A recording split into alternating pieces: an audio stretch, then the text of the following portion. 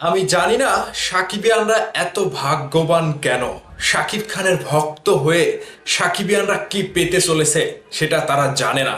ভাইরে ভাই, বরবাদে ছিল কলকাতার যিশু সেনগুপ্ত ভিলেন, আর প্রিন্সে থাকছে বলিউডের ভিলেন।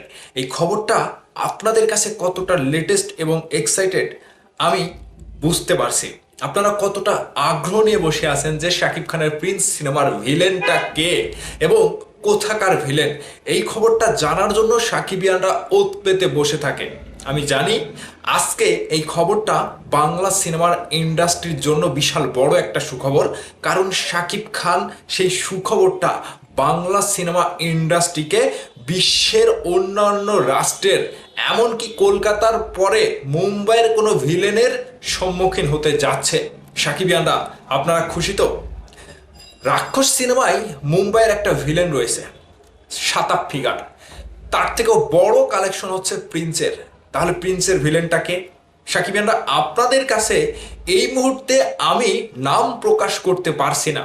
বিশ্বাস করেন, আমার মুখ দিয়ে বের হয়ে চলে আসছে, কিন্তু আপনাদেরকে আমি বলতে পারছি না, কারণ এই মুহূর্তে যদি বলতে চাই তাহলে ইমেজটা নষ্ট হয়ে যাবে। কিন্তু আপনারা 100% ধরে রাখেন, যতগুলো সিনেমা আসছে যতগুলো সিনেমা আসছে প্রত্যেকের মাথার টনক কিন্তু নড়ে যাবে, মাথা কিন্তু ঘুরে যাবে। আমি আবারও বলছি, প্রিন্সে যে মুম্বাইয়ের ভিলেনটা রয়েছে, এই সিনেমাটা যে আগামী বলিউডের কোনো তারকা কিংবা বলিউডের যতগুলো তারকা রয়েছে প্রত্যেকের কাছে এই প্রিন্স সিনেমাটি যে পরিচয় পাবে না, এবং শাকিব খান যে নায়ক হিসেবে বলিউডের প্রত্যেকটা তারকার কাছে যে নায়কের যে ব্যাপার তিনি যে দেখাতে পারবে না, এখানে বলিউড এবার নতুনভাবে জানবে যে শাকিব খান, দ্য মেগাস্টার শাকিব খান বাংলাদেশ ইন্ডাস্ট্রির সিনেমা দিয়ে আমাদের বলিউডের ভিলেনকে কাঁপিয়ে দিয়েছে।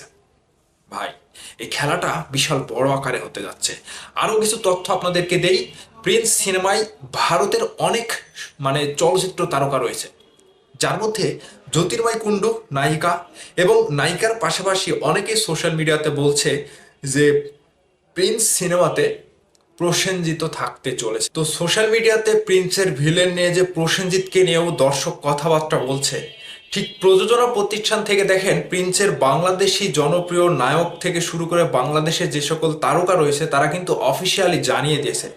তারা শুধুমাত্র একটি বিষয় জানান দেয়নি, সেটি হচ্ছে ভিলেনটা কে থাকছে।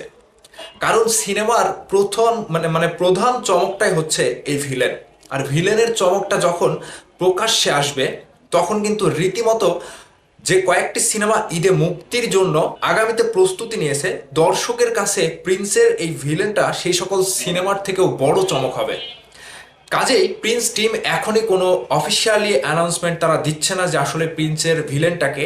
যেহেতু আমরা জানি এবং কথা হচ্ছে কিংবা জানতে পেরেছি, আপনাদেরকে জানলেও বলতে পারছি না এই মুহূর্তে, কারণ এই চমকটা থাকবে না।